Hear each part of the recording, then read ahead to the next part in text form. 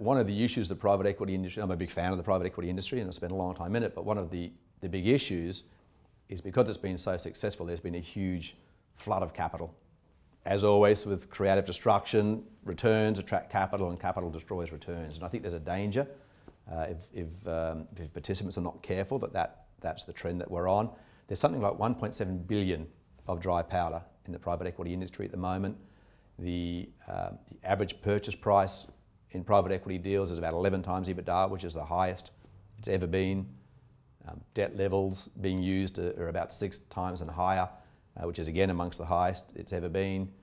The financing that's being used is what's referred to as covenant light, so there's very little borrower protections in the deals that are being done, which is great for the private equity guys, but very bad for providers of credit to private equity deals. So I think the industry is it's a powerful industry, but it's starting from a position of an unattractive investment backdrop. High prices, high multiples, high debt levels, and a huge amount of capital.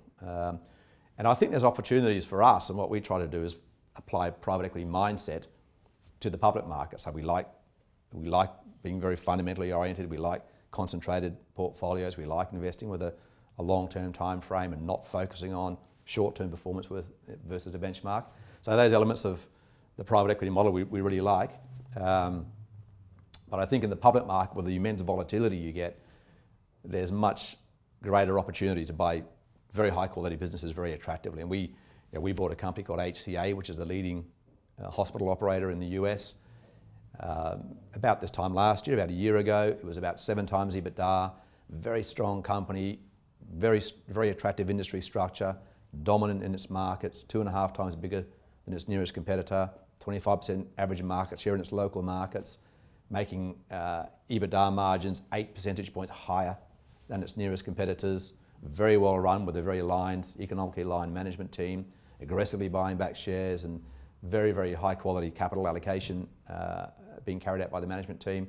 We bought all of that at about 7 times EBITDA, and some of my old private equity colleagues are trying to buy the number 2 hospital player in the Australian market, Healthscope, at about 14 times EBITDA. It's a public company. They've got to convince existing shareholders to sell.